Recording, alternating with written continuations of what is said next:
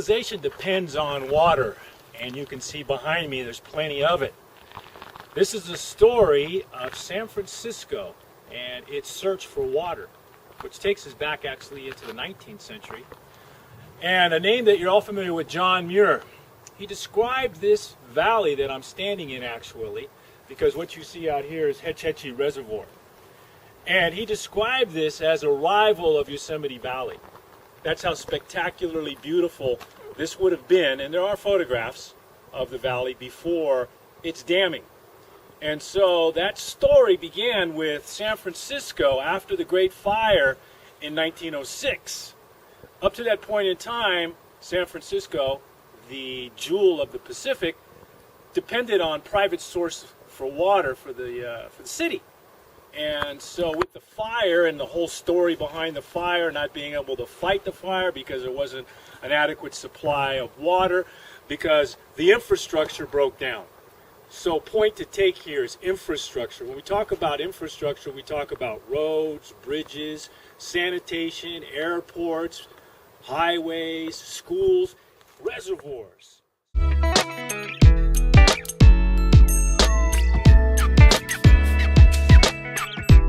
The 1906 earthquake needed, it felt, a secure source of water, publicly owned.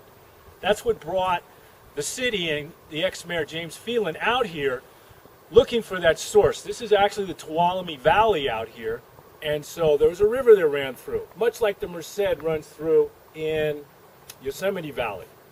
And so what we have is a battle, and actually a battle between John Muir and the Sierra Club versus the national government and its desire to support San Francisco in the damming of this beautiful valley, which, not by coincidence, was in the National Park Yosemite. So there's a question, could you at that point in time go in and develop commercially, or in this case for a public utility, could you develop a park for that purpose?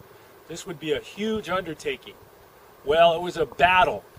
And there's a film called Battle for Wilderness that actually shows this story between John Muir, Gifford Pinchot, and actually a wavering Theodore Roosevelt as president and after his presidency. What to do? Well, ultimately, the Congress voted to dam the Hetch Hetchy, and so that it did. It actually brought the end of John Muir's life because of the battle that he waged. He was totally exhausted in his early 80s. And then subsequently, the building of the dam took place. So San Francisco, searching for a secure source of water, would come all the way out here to Yosemite National Park. Then, once completed, they would move that water. And actually, if you've ever been out here on your way on Highway 120, you come by Don Pedro Reservoir. It's another part of it. There's actually several pieces of the infrastructure out here.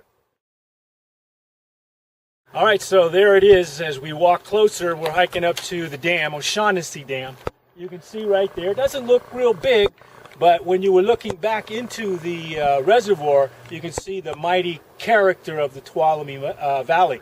So we're going to walk over, and then we'll walk across the dam itself and take a look a bit of the engineering that entailed the construction of this.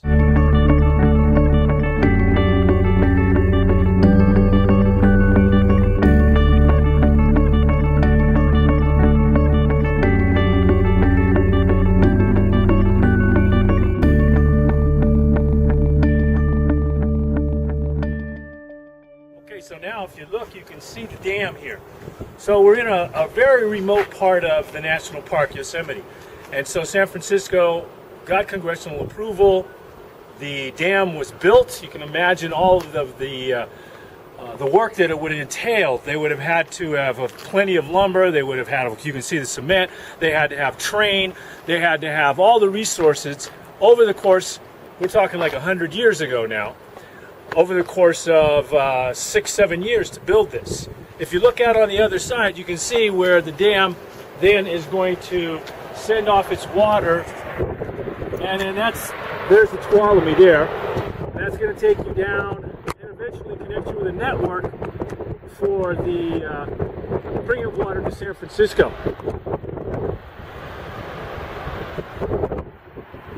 And there you have it.